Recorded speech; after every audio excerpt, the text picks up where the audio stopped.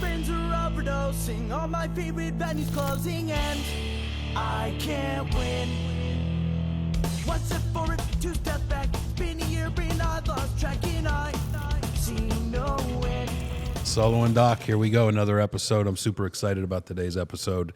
I am here with my partners in crime, the Elephant Man, Eric Leonetti in the back, the surgically gifted Dre Ramirez, the one and only, the great Michael Lynch, and I, of course, am the good doctor. We are here with we're very excited today to have a special guest. We're talking about success. We're talking about recovery. We're talking about how you go from point A to point B and make something big happen. And we are here with a world-class comic that I don't meet too many comics that are professional, that are good, and we have one today named Zane Helberg. Hello. Welcome Zane is to the show. Funny fucking guy. Yeah. So go ahead, Michael. Why don't you tell us? We'll go backwards and tell us how would people know you today? Okay. What do you do? I'm Zane Helberg. Besides the gay porn. Nice. Yes. Well. Oh. Every single time, I was told that girls were into this mustache, and every single day, it's a guy who wants to compliment it. Were you told by guys that girls are into it? No, genuinely, a girl's like, you'd probably look good in a mustache, and girls like that sort of thing. And then it's always dudes or she's like saying that you're ugly who are complimenting me. Or she's like, saying hey, you're ugly. gay, right? Yeah. You're gay. Oh, you got to be gay with that mustache, right? Dre, does he look hot with a mustache? He wears it well. I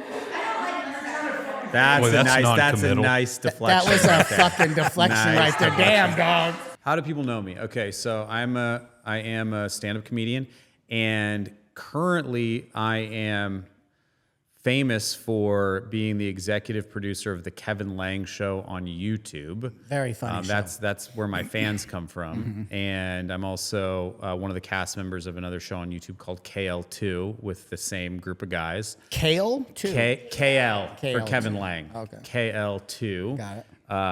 And I thought you were saying you're vegan and shit. Kale. Yeah. All right. They're game shows. They're YouTube game shows.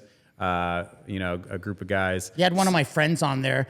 You go, Zane tries to get talent from me, but I think that he has me typecasted because he's like, it's always something. Criminals. Yeah, murderers. criminals. Yeah. He's like, bro, Degenerates. he goes, bro, do you have somebody that has done a life sentence in prison for murder? And I'm like, I'm insulted, bro, that you would just assume that I would be around insulted. people like that. So I sent my friend, and my friend was on a show. Yeah. Yep. So it's an imposter show. So we have a lineup of contestants, and 4 of them are fake, and 1 of them are real. And we do everything from most recently a murderer, and your Lance was fantastic. Yeah. He was a great get for the Lance. show. Lance. I know Lance. Yeah, he was awesome. And Life he was able for to tell Lance. his story, and it was, it's a comedy guessing game, but it wasn't like, no one made fun of him for Because they didn't want to get murdered, I bet. Yeah, That's the one time, bro, you probably didn't clown somebody. The one right. time. But we do. It's like a silly, family-friendly show where we'll have a group of couples, and 4 of them will be fake couples, and one of the couples swingers. will be right. The one of them will be real. So it's just a simple guessing game that teenagers and moms can all enjoy together. And With murderers. And then sometimes, generally a female audience is Yeah. into true crime. They do. That's why girls always have liked me. Because Yeah. I'm a criminal.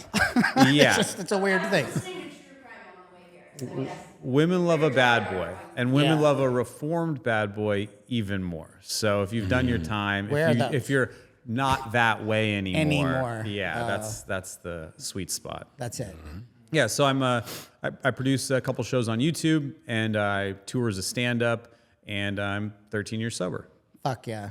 Yeah, dude, you're really funny. And how we end up knowing each other, I just want to put it out there, was we're always trying to find fun things for our clients to do, because when you first get clean, it's like, oh, this life sucks, and I'm never going to have fun. And I'm a huge fan of comedy. And because when I first got clean, that's what I went to. And I was like, holy shit, I can actually laugh and not be on drugs or drinking. And we had found a show that you're doing, and so we called him and we're like, hey, we'll buy out the whole place.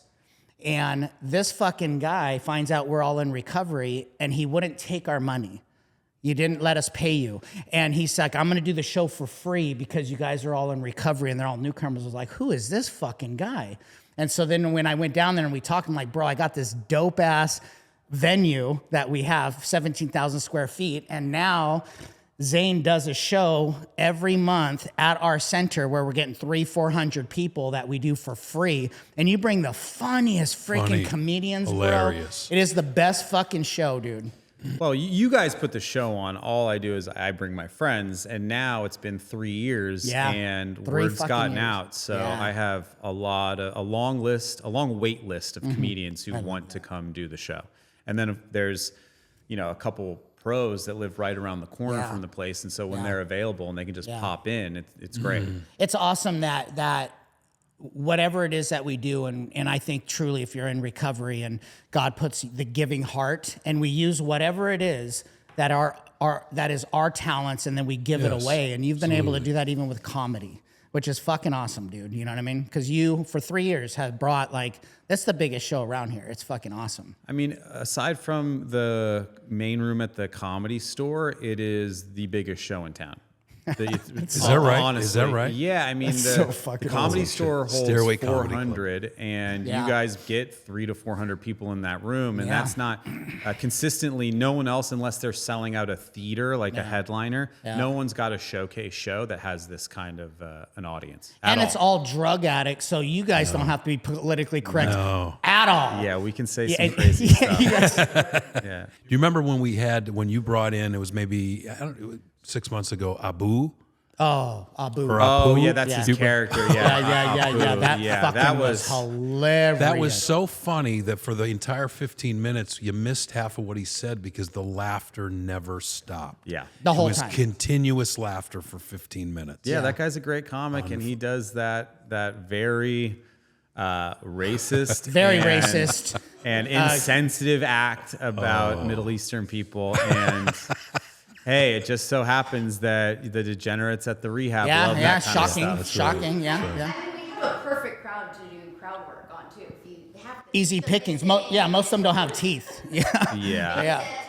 Denny Love's my favorite. There's some great guys. Denny Love by far is my favorite freaking comedian. Yeah, he's dude. one of the funniest guys on the planet. He is fucking funny. Absolutely. He goes after us too, so it's awesome. You're funny too, dude. The last show you fucking went after me. It was so good. I appreciate that. I mean, I've been doing stand-up for people in recovery since 2017, and so you guys are my audience now. And when I taped my special at the show on my birthday 18 months ago. That was an act that I had been building and doing for 5 years. So all of that was really born out of just being in front of addicts and kind of just riffing with everyone. And then it just became jokes. But you guys are definitely easy pickings. So let's go backwards a little bit. So how, it's always like, I talk a lot of shit. I think I'm funny, so I'm probably not, right? And I don't know how it is that you take a chance and you say, fuck it, I'm gonna be a stand-up comedian. I know. Like, how did you, what got you to do that in the first place? And why did you get in that field? And how did you, was it hard? And why didn't you give up? And why did you continue to become successful? And Of all things. Okay, well, the short answer is it's the hardest thing I've ever done. Every single day, it does not get any easier. It's a really, really difficult profession to be in. I did it. How so? Why is that?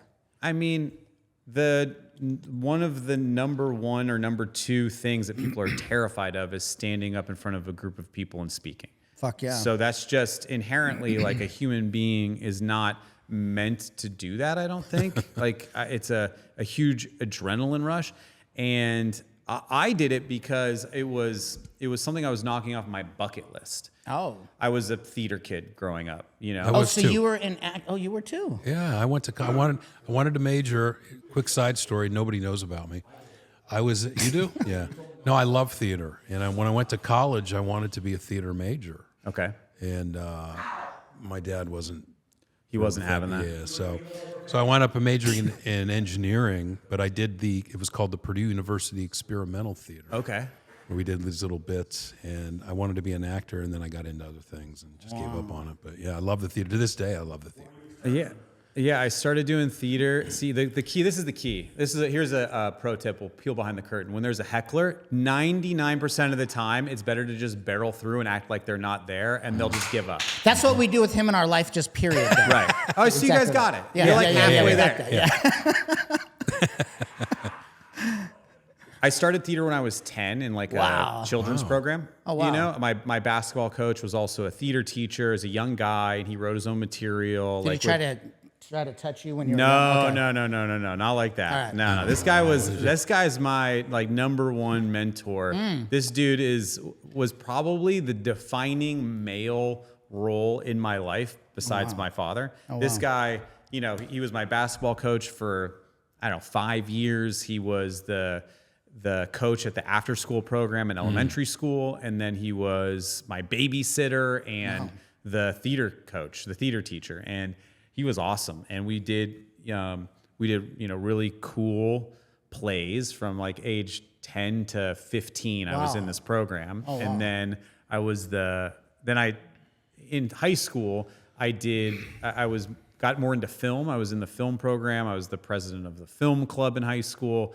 And then I went to college and did. Did you plan on being an actor or I producer? wanted to be Tom Cruise. Genuinely, when I was a kid, I loved Jerry Seinfeld. You want to be in Scientology? Yeah. I just was looking for some way to get brainwashed. Yeah, you went. That's one cult, but you ended up in AA, the other cult. Yeah. You won. Yeah, I just needed some direction, like honestly. So so as a kid, I loved Seinfeld, I loved Gallagher, I loved comedians, but I never thought it was something that you could actually do as a career. It just didn't compute that it was something that could be a job. Yeah. And so growing up, I was good at theater, and I was like, well, I want to be. I saw Mission Impossible, and I was like, I want to do that. Yeah. I was 12 when that movie came out, and I thought, well, by the time I'm 30 or 35, Tom Cruise won't be playing Ethan Hunt anymore, and then I can take over. But he's like a robot. He never gets old. Right. So anyway, obviously he continues to do that, and that didn't become my story.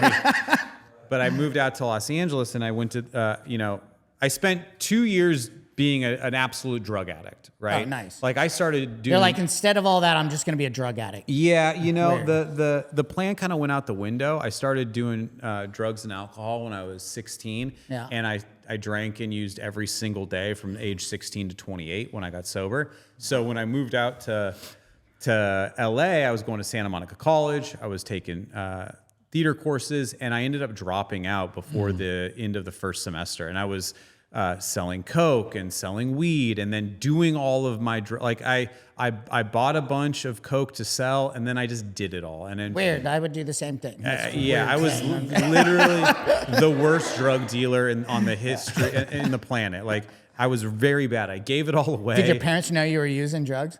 I think they could have guessed. Okay. Were you like hitting them up for money when you were out of money? Sure, I was hitting up for money. Were they enabling you and still giving you the money? You know, my mom enabled me the entire time. Is she because is your mom the generally Jewish mother?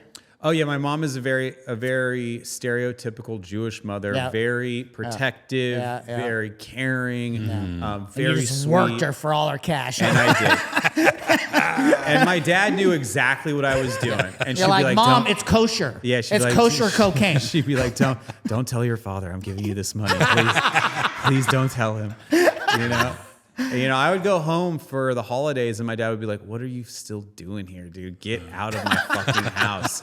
And my mom would be like, "Here's some money. Don't tell your dad." And she'd stuff $200 in my pocket, and it would be gone before I left town. You know Yeah, what I for mean? sure. Just I was an animal. And so I had a moment of clarity in 2005, and I was like, okay, I need to go back to school. I really want to go to theater school.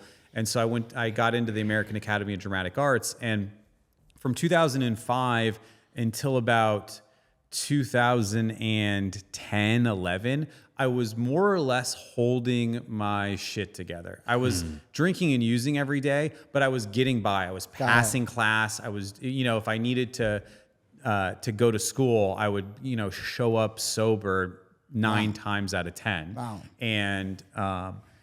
And so I went to theater school, and then I did stand up as a bucket list thing, as something to just be like, okay, I did this. I took a little stand up workshop in the summer of 2008. I did a little showcase recital, and I did my monologue, and I got over the fear of doing it. And how was that first show?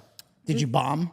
Yeah, of course. But I didn't bomb in the way that I thought bombing would be. I did my monologue, which is really all that it was, a monologue that I had written. And I got a couple chuckles. And I thought, okay, that wasn't the worst thing in the world. And I was very satisfied with my performance. Okay. And so then I thought, okay, I'm going to go do an open mic.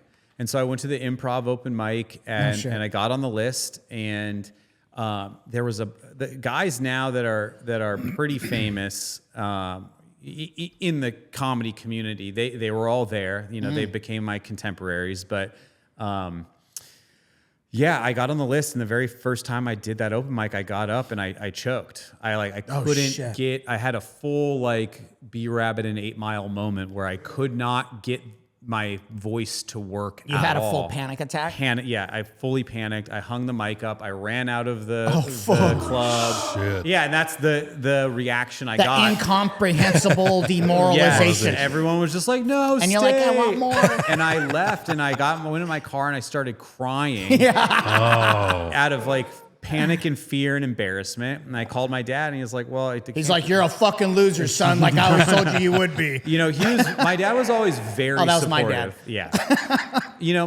My dad, both my parents are sober, actually. Oh, shit. Yeah, both of my parents are sober. My dad's been sober 49 years. Wow. And my mom's been sober 44 or something like that. Wow. And so I grew up in Alcoholics Anonymous. I was the kid in the... So you knew what the fuck you were doing, dude, when you were doing it, right?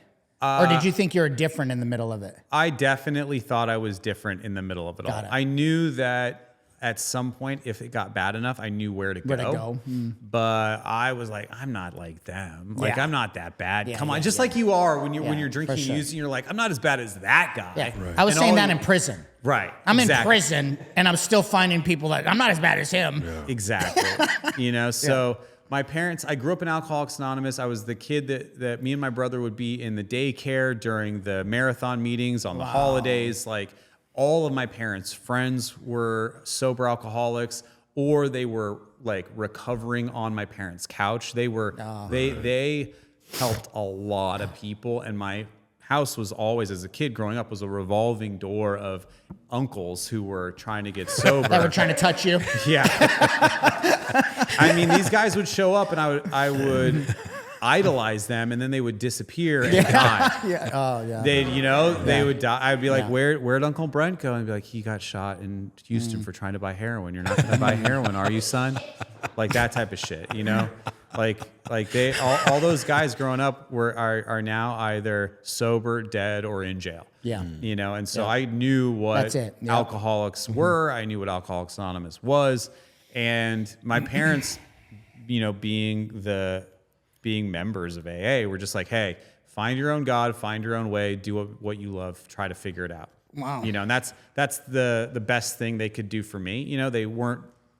My parents aren't like scholars, They're highly intelligent people, but they have no idea what it meant to go be in entertainment. They definitely, weren't able to give me any guidance on how to come to Los Angeles and make it. And so I really was floundering for a long time.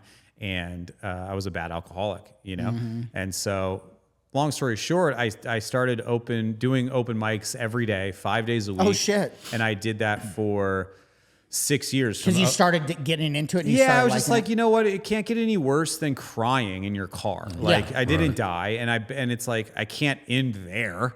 And did you go, was there a moment when you're like, this is what I want to do? Or today you don't even think that. You're like, I hate this shit, but I need the money. No, it's definitely was my childhood dream to be a famous stand-up comedian. Wow. And what happened was I was able to get on stage every night. And as a theater kid, getting on stage is it, and you're not able to do that very often doing theater. You're rehearsing a lot in small rooms, you're doing scene work, and then you do your play, and it's like a weekend, especially in Los Angeles when there's not a lot of runs of plays here. So I was getting on stage, I was meeting friends, and then all of a sudden I got a couple more laughs. And then I was like quite literally chasing that dragon and have been for almost 18 years. It's just, it is my addiction and my drug, and every single thing in my life serves me getting on stage and getting that hit of laughter in this exact same way. No bullshit. I'm not hyperbolizing, in the exact same way drugs and alcohol did. I was just going to say that is such an addict thing, an outside thing to make me feel whole. And that's exactly what it is. And I've got, now, it took me a long time to realize that that's what was happening, but for better or worse, that is exactly why I do every single thing that I do. That's your motivation. Yep. It's just to get on stage and get in that zone. Because everyone is like, when you're doing drugs or when you're drinking, there was that brief moment where you're like, hey, everything's all right. Fuck yeah. That's what we chased the whole time, was that moment. And so on stage, and I'm sure there's other ways to do this for other people. Maybe there's musicians who get in the groove playing guitar, or maybe there's pilots who get in the groove, landing a plane. But like, there's moments on stage where I'm in the pocket and everything's okay. That's how I feel when I'm watching porn. Yeah, exactly. Hey, there you go. For that. Hey, we all have our for calling. That 38 seconds, you're going at it. Yeah. Yeah, everything's all right. Yeah, 38 seconds of glory. So yeah. Wow. So how did you get sober? What was the aha moment there? 12 years, because you and I have some similarities. I shared a few weeks ago. I managed to go through medical school in all but my last year of residency, loaded every fucking day. Wow. And people ask, and then I spun out, of course, and then it's a long story after that. But yeah. Very long story. There comes this moment of awareness, like, shit, this is bigger than me. Something's not working, even though I'm still going to school, I'm still performing on stage. So that's a great question. And I actually, like, when I tell my story, what happened really is where I focus, because I just think it's like a really cool story and it's really personal to me. So I got sober, I guess, what was it, 2012, right? Yeah, it's 20... The fact that you don't know it, it's probably 2026. No, I will never forget my clean date. No, it's 20, because this year is... You don't know your sobriety date? No, it's November 5th, but is it 2012 or 2011? No, it's definitely... The fact that you don't know Why can't I remember right now? Do we got drug tests in here?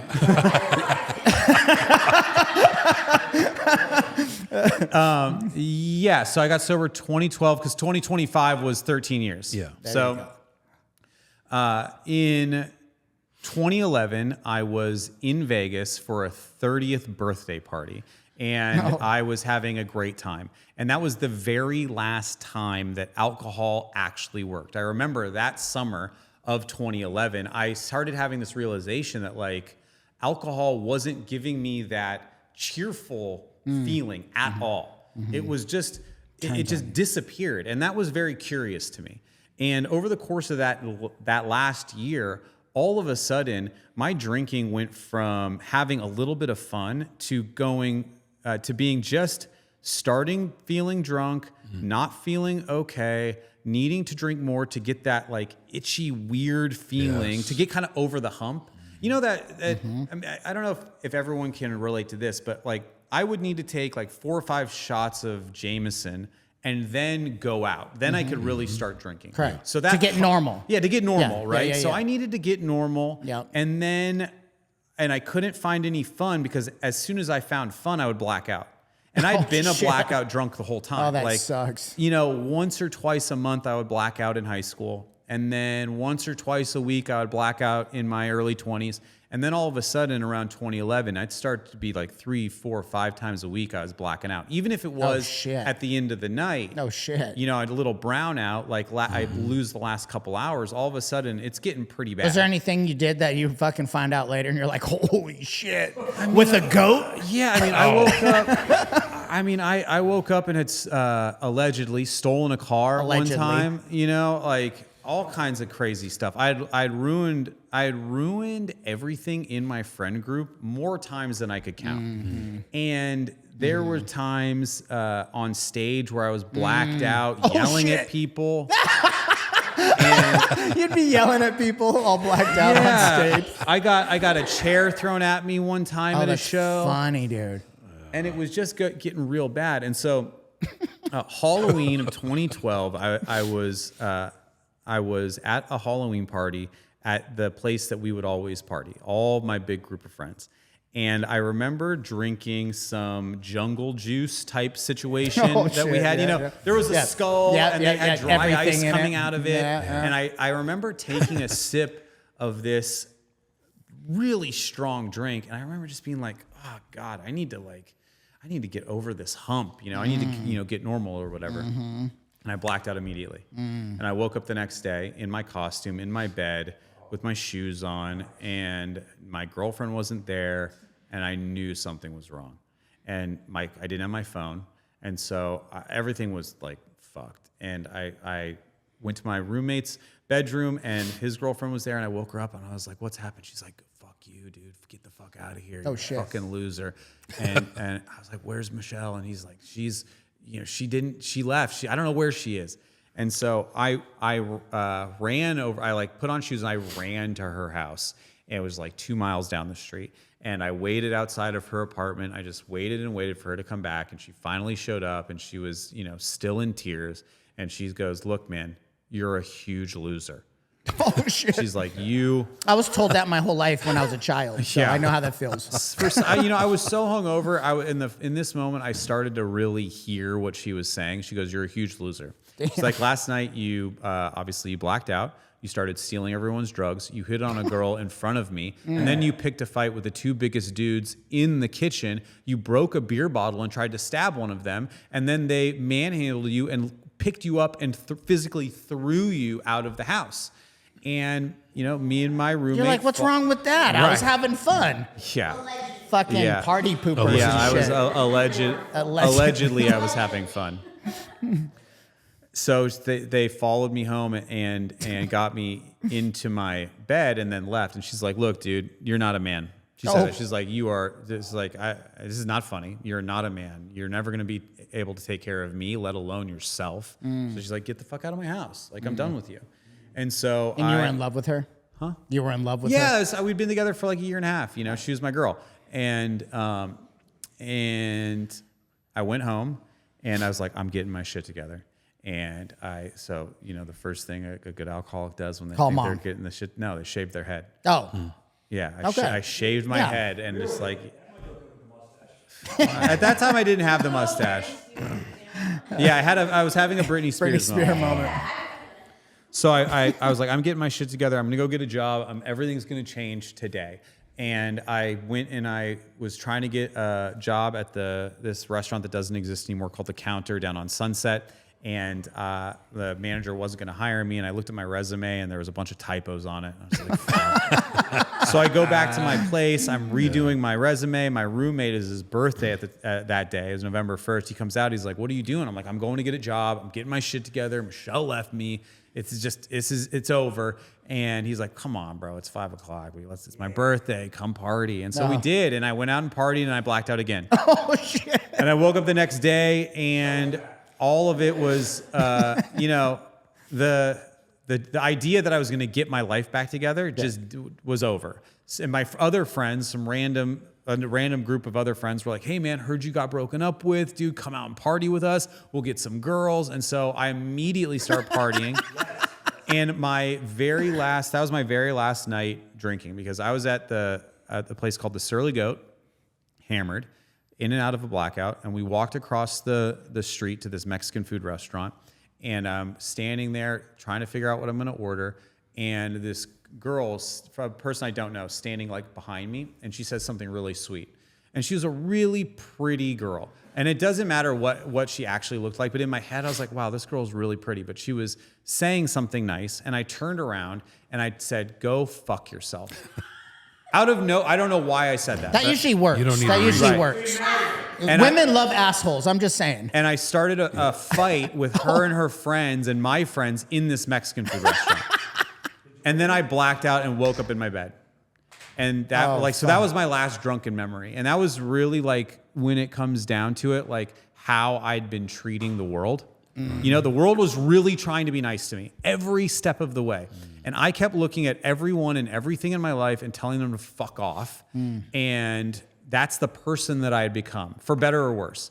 So I wake up in the morning and a buddy of mine, dear friend, I owe him, like I really owe him. He helped me clean up my place. He took me to lunch, and he's another comic, and we're writing, and he was like, he stopped in the middle of the whole thing. And he was like, you know, you want to know why like no one fucks with you? And I was just like, sure, dude. Like, he's like, you're an animal. No one knows whether you're going to be angry, happy, sad, drunk. You're going to get in a fight. We're going to have a good time. They don't know you're a wild card, and that's why no one books you on shows. That's why no one wants to hang out with you. That's why you lost your girl, and that's why you're a giant piece of shit. What a sweet guy. And I mean, he's a dear friend. He told me, the first person to actually tell me all of the truth. Wow. And like, it hit me like a ton of bricks. And I thought, you know what? And I'd had this thought a couple of times, but I thought, you know what? I'm going to get sober. The guy's like, I got to do it. And right at that moment, my phone rings, and it's my mom. And she was just calling me to see what my Saturday was like. And I was just like, and she's like, hey, what's going on? You're like, I need money, Mom. One last time. What I said was, I'm getting sober. And she goes, okay, hold on, let me call you back. And she calls me back with a phone number of a guy that we grew up with, who was sober. And now in like the blink of an eye, I'm hungover standing on Melrose in front of a place called Sal's Comedy Hole. And it's the middle of the day, and I'm on the phone with a guy who's like, hey man, come meet me at a meeting. And I was just like, what? I don't know. Like, this is all happening so fast. He's like, all right, man, never mind. Call me back when you want to come to a meeting. And he was about to hang up the phone, and I didn't want to upset my mom or anyone else at that point. And so I was just like, okay, I'll come meet you. I will. And I hung up the phone, and then I was just like, okay, well, fuck. I definitely don't want to drink today. You know, I just was so hungover. I was just like not into it. And coincidentally, another friend of mine called me really shortly after that and was like, hey, I have a job for us doing overnight security on a film set in Palmdale, like an hour out of town. And so now it's like, okay, now I'm hungover. Now I've got to go drive to this job. So I was like, I can't drink tonight. I'm going to just like try to get my shit together and see if I can make it to this job. And I go do it. And on the way home, the guy was rolling a joint, and he asked me to hit it. And I don't know why I said no, but I was just like, I'm good, bro. And in that moment, this was the day before my sober date. So on November 4th, it was like the first time I'd ever in my life turned down a joint. And it just struck me. I was like, I'm fucking done. I'm so done. I just need this to be over, dude. It was like a war. I felt like I was in a war. I felt like I was being just destroyed, you know? And so I went home and passed out early in the afternoon and woke up on November 5th, like genuinely sober. And I went to an AA meeting immediately. Nice. And then I went to another AA meeting. And then I met the guy who was on the phone with me at another meeting, and then we sit together. He took me out to dinner, and he was buying me. He bought me a pastrami sandwich, bought me a pack of cigarettes, put $20 in my gas tank, and I was like, I love this fucking guy. Yeah. It's like Mom. I was like, I don't know who this is, but I'll listen to him. And so he goes, look,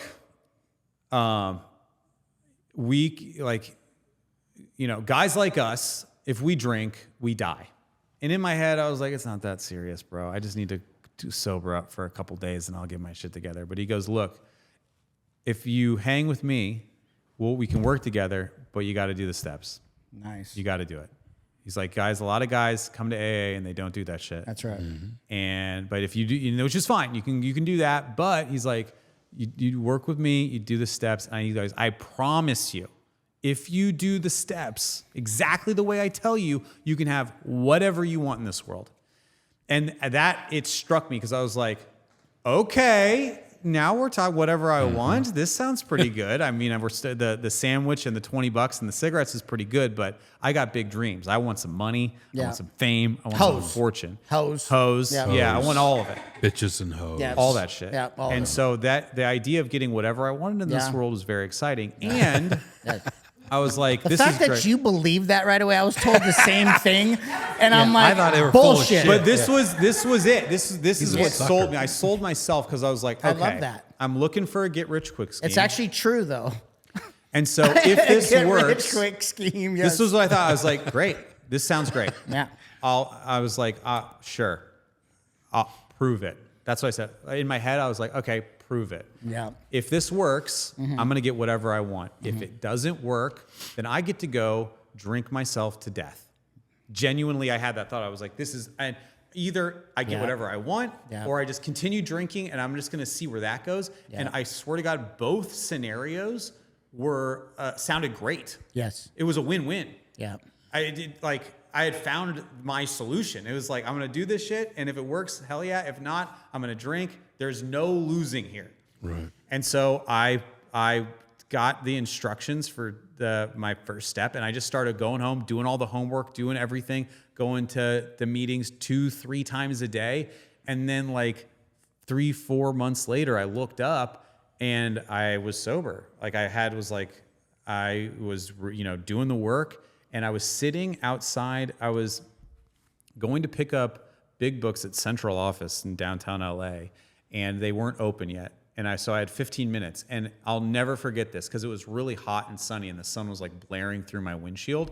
And I just found myself daydreaming and not like having negative self-talk. I was just like a dummy, just kind of like looking out, and everything was just fine being sober and waiting. And I had no weird thoughts in my head. And You know what that's called? what? Serenity. Yeah. I had some Yeah. some serenity. Yeah. And I was like, damn, dude, this is pretty cool. You know? And so like those things, that moment and moments like that carried me. Yeah. And very quickly I, started sponsoring guys and taking dudes through the steps, and my life started getting better. And I realized like, okay, sure, I'm not going to just like go through the steps and get whatever I wanted. But what was actually true was that I got to wake up every day and have a chance to do literally whatever I wanted. Yes. Which I did not have that option when I was drinking. And wouldn't you freedom. say that our perspective changes where what it is that we actually want everything we have, Well, except for the I don't wife. know. I mean, Except for the wife. I was down pretty bad. Really?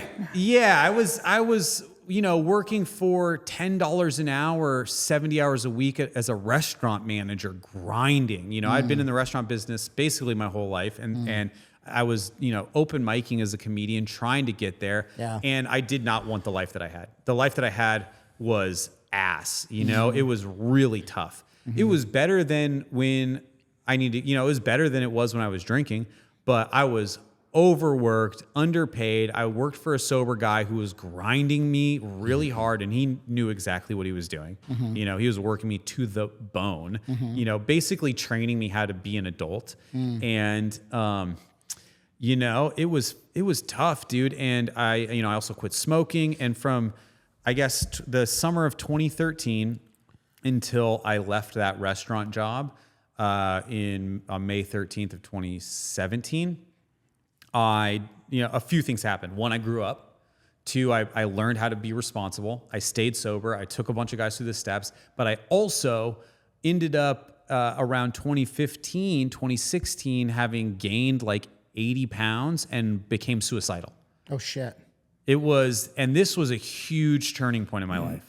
So this is now like 10, 11 years What ago. a lot of people don't talk about. When we get sober or clean, the mental health rears its head. Oh, like I got nuts because I just, everyone was like, hey man, you get sober and you got to do the right thing and you got to be unselfish and you got to do God's will. And like, I have a bunch of problems with God, which is a whole other conversation about like what my higher power Is it really because is. your God killed Jesus? Yeah. Jesus was a Jew. I know. That's why I never understand. They're like killing their own peeps. So, well, first of all, the Romans killed Jesus. I know. I'm just talking shit. But yeah, the number one Jew, Jesus, my boy, he died. And I didn't know what to do with my life. Yeah. So in 2015, 2016, I was fat, overworked, sleeping with my phone in my bed. And what I had done, because you're supposed to do the responsible thing, I had gone from making $10 an hour as a restaurant manager to making almost $100,000 a year as the director of operations of a giant restaurant group that was booming. And I was flying from Austin, Texas to San Diego to LA and back and forth. I had 100 employees. I was the most responsible guy in the company. I was, because you get sober and you start showing up and you start doing the right thing. Right. And we're the hardest workers. Yeah, man, I we was have working integrity. my ass off. And it just, everyone No, but he that said fucking guy those right that there. are- we said those Everyone that are but that working a loser program. right there. With All right. So I made a decision, like a new decision about my life, which has carried me for the past, I guess, 11 years now, is that I have to go after what I want for my life. Yes. Not what other people say I should do for my life. Not what other people say is the right thing. I don't need to be with this girl because it's the right thing to do. I don't need to do this job because it's the responsible thing to do. I have one life, and if I don't live it for me and exactly how I want, I'm going to kill myself. I made that decision at 9 years clean, that exact thing that just you're talking about. Yeah, and I guess I was, I was 4 or 5 years sober at that time when I was having this transition. Wow. And it was tough. I started getting really into self-help. I started getting like Tony Robbins coaches. I started, looking into figuring out how to be, a go-getter and a You better also person. did an OnlyFans too. Oh, well, There was that. that was a little later. Yeah. Oh. That That's doing what you want. Yeah. Okay, so this is exactly how I started doing stand-up in recovery. It was 2016. I was putting on a show for people in a sober living. I had a buddy of mine worked at an acting studio. And this is while you're like building your comedian life and all that stuff, and you're just giving back this way? This is when I was working at the restaurant and not happy with my life. I'd always wanted to do, or I always had done shows for people in recovery every once in a while. And so I thought, you know what? And you do that because you, just for to fun. give back. Yeah, I was just like, these guys need it. That's I need. awesome. I mean, really, it was less to give back and more to give me stage time. No one was like, I'm not claiming to be like an altruistic stand-up comedian by any stretch. But of none the of us really imagination. are. If you look at how recovery works, the whole reason that I help you, Right, is it's to help me. myself. Right. Yeah. So I found a symbiotic relationship. I would call these sober livings, and I'd be like, hey, bring your people over to this show. We're going to give them a free show. It's going to be a lot of fun. A couple of the guys on the lineup are sober, and it's just a great way to show people that they can be, they can laugh without putting drugs and alcohol in their body. That's right, Easy bro. sell. Come on over. So we do the show, and a friend of a friend calls me, and this dude, Svi, great guy. He worked at a place called the Serenity Treatment Center in Encino. I know Svi. Svi, I know him very well. He's Yeah, a good Svi friend of Hellberg. mine. That guy's the boy. That guy, he started this whole thing. That's funny. He's a good guy. He's in New York now. Yeah, that guy's a legit dude. He invited me to Serenity, and he's like, look, do a show in my rec room for my detox patients. And I was like, bro, that's a bad idea. At the hospital in Encino, That's a bad idea. Like, no one's going to want this. So we get on, I bring a group of dudes out, and we do a show for 2 people. And it was one. And you bombed. We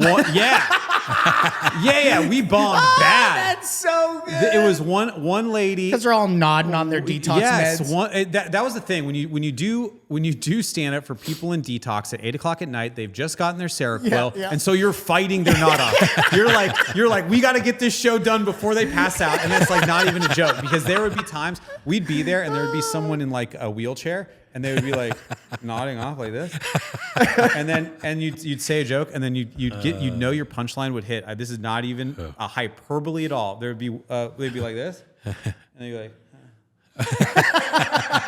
And you're like, that's a fucking good one. I nailed it. You know? I nailed it. So that was like, and that's where I really cut my teeth as a comic, like in places like this. So we did that show for two dudes one older lady and one young guy. And this dude was like, hey, I have been detoxing off heroin. I've only been sober for 48 hours, barely. He's like, this is the first time I've ever seen any stand-up comedy live, and the first time I actually had fun not putting drugs and alcohol in my body. And that like hit me, dude. It was just like, oh my God, like this is a thing. Like I got to do more to this. And so I started calling every single rehab in California, and I made this my full-time job. I got him to give me. I didn't even know this part of your story. This is amazing. Yeah, so so have you heard of Rock to Recovery before? Yes. So I know thought, those guys really well. Rock to Recovery is a thing. They do music. I'm gonna call my thing Laugh to Live. Like that's so I started a company called Laugh to Live in 2017, and I called every rehab and I said, "You heard of Rock to Recovery? I'm Laugh to Live. Have me come by." And so it was. I was very unorganized. I was only able to get people to give me like a couple $100. Should have known me back then. I'd have you toured, bro. So I was literally making cold calls, hundreds and hundreds of cold calls every day. And as soon as I got enough clients to pay my rent and my car payment, I quit the restaurant. And I was This is cool. And I was making $1,500 a month doing this, and just enough to put gas in my car. Which is nothing in California, by the way. No. My rent was $1,000 and my car payment was $500, and that was exactly enough to be able to have a vehicle to drive to these places and have a home to make these phone calls.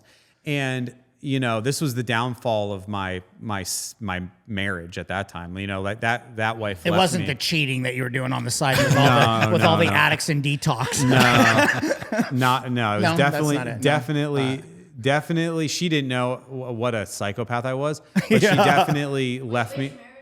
We don't have enough time to get into that. They all kind of just bleed together. Yeah. But so in 2017 through 2018, I built up a business going into rehabs at 1 p.m, playing to like 4 or 5 people in the living room as part of the programming for the rehab. Right. And I was barely getting by, but it was working. And then the fires in Malibu hit in 2018. And I lost half of my clientele.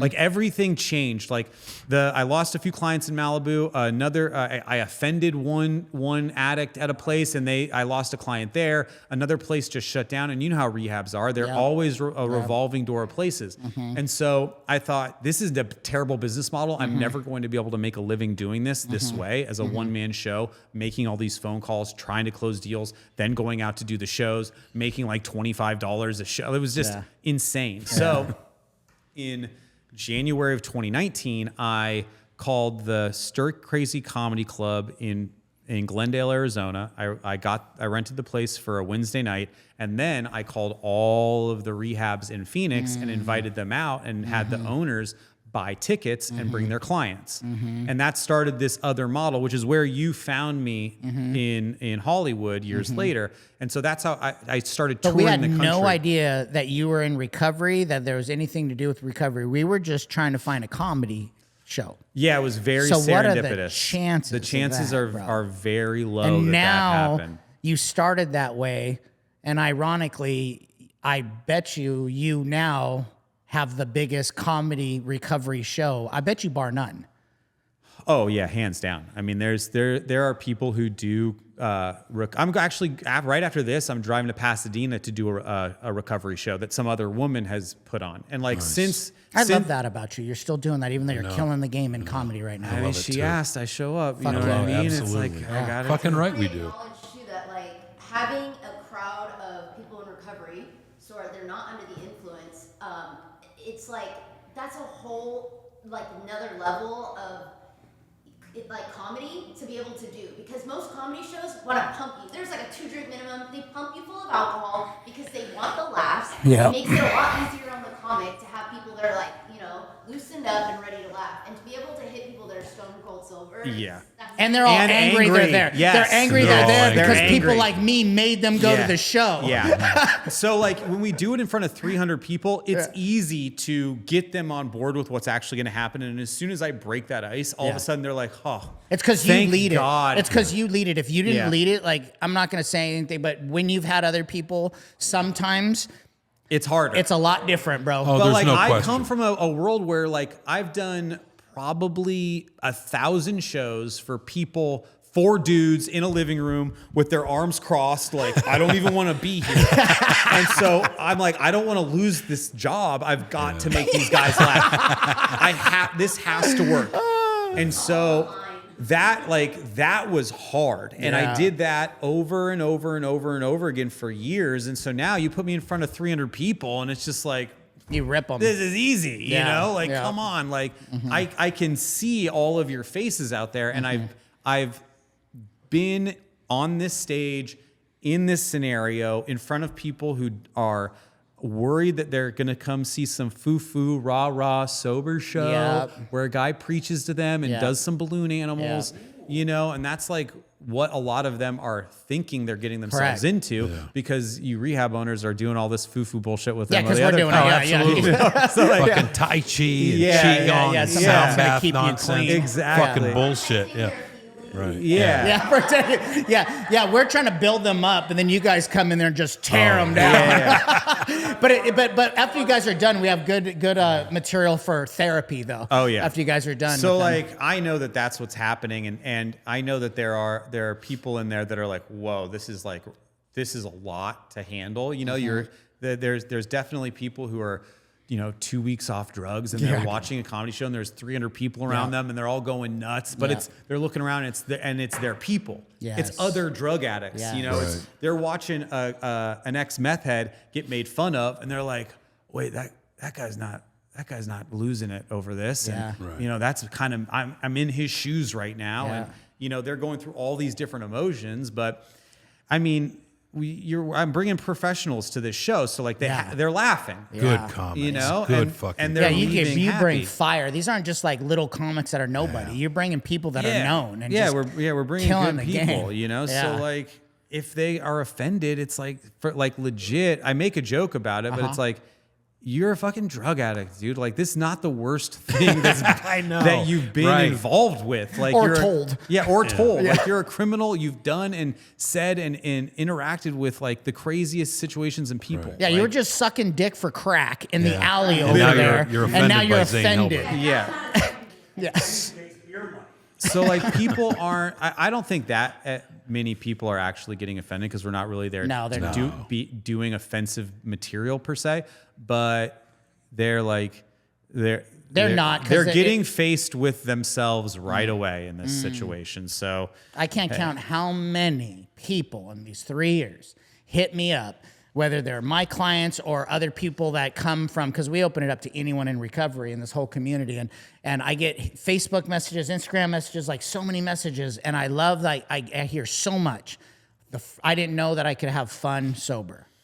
and that's an From that added show. benefit because this is definitely selfish for me. I'm just like, I got the hottest show in town. You do.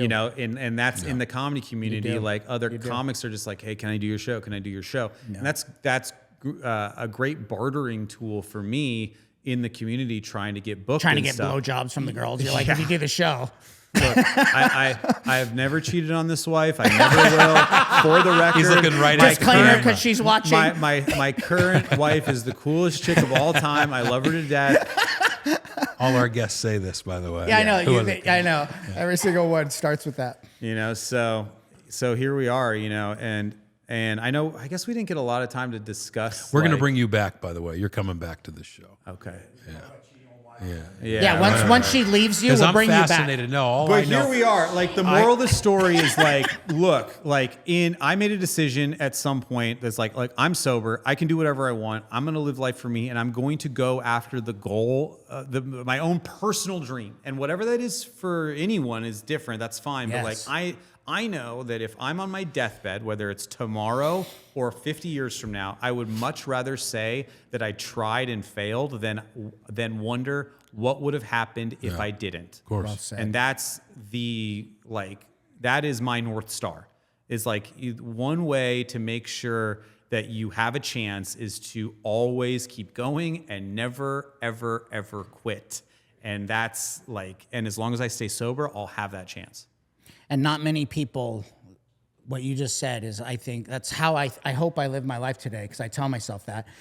But not many people have it in them to do that. No, it's definitely like, especially being a comic, it's definitely ruined a lot of relationships. Like women have left me because I don't make enough money and I have no direction.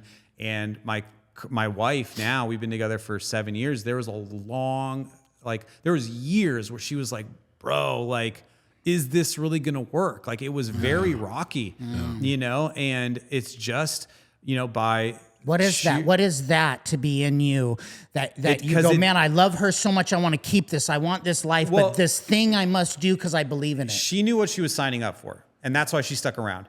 I was like, when we got together, it was like, you have like a huge cock. That's what it is. I wish. I wish that was it. Look at him. Oh. So, I mean, I was like, look, this is what I'm going to do, and this is who I am. So she knew what she was signing up for. And that's the truth. It's like, there's like, again, like more than anything that I love in this world, the way my life is going to turn out, it's going to be on my terms. Yes. And if she wants to if anyone, whether it be my wife or my friend or a business partner, if they want to participate in my life on my terms, by all means, I love you and I welcome you into that life. But I can't abandon myself for someone else, or that's just going to create a toxic, resentful relationship. So that will never work. That's so well said. Very well said. That is. I agree. I think we all should try to live that way. I really do. What you just said. Fantastic episode, Zane. I could listen to you. I didn't know any of your story. I know you from your comedy shows. By the way, I'm going to plug the Stairway Comedy Club. Yeah, you got to come. Come to the show. It's 21210 Irwin Street in Woodland Hills. It's the third Friday of every month. Usually. Starts at doors open at 7. Show starts at 8. Phenomenal fucking show. And by the way, Michael's right. You're the one who leads that thing, whether you know it or not. It's you have a gift that not many people do, and I've always envied, I'll be honest with, is I've seen Zane go on stage, and you probably come up with a bit, but you'll hear something that Michael says or someone, and you will take that and run with the funniest fucking shit for 10 minutes. And I know it's not scripted. I don't know how you do it, but you bring that and it just sets the tone for the whole Well, you know, fucking... now, like, I've been doing stand-up in front of addicts for a long time, and you're my people now. You're my audience. I'm a puppet master. You are. There's a lot of stuff that's unscripted, but it's a lot of stuff that's like, you know, I'm like riding a wave of a crowd that I know so intimately. And like, it's only in that scenario where I shine as bright as you think that I do. I promise you, you come see me do stand up in other places, and I'm struggling. I'm struggling just as hard as the next guy. I'm doing well, and obviously I tour around the country. Come see me, buy tickets, please, for the love of God. Come see me do stand up. But Zane Helberg. But it's it's a unique situation, that Stairway show. And once again, it's like you wouldn't have that gift if you wouldn't have had the thing that you thought you didn't want was your addiction. That's true. Isn't that crazy? And That's once true. again, it's our story and our addiction that was so horrible, but becomes the gift that we use.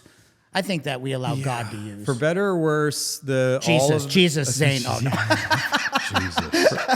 For better or worse, all of the pain and struggle that I did go through that I really regret does help a lot of people. And that is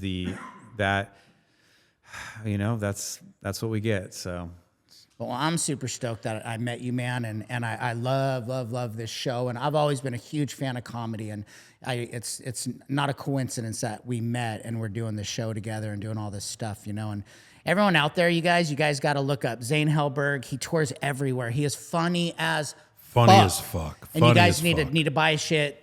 Follow him. He's a good dude. Zane Helberg on all social media Zane platforms. Helberg on all social media platforms. Come see me nationwide. I'm touring. Buy tickets. It's fun. I promise. And you heard him. You heard it from his mouth. If you don't do that, he's gonna probably kill himself because his whole life is about you laughing at him. Zane's- My So life is in your care hands. about Zane's life, guys. All right. That's a wrap for Solo and Doc. We'll see you next episode. Thanks, guys. Thanks again. Thank Zane. you for having me. Pleasure.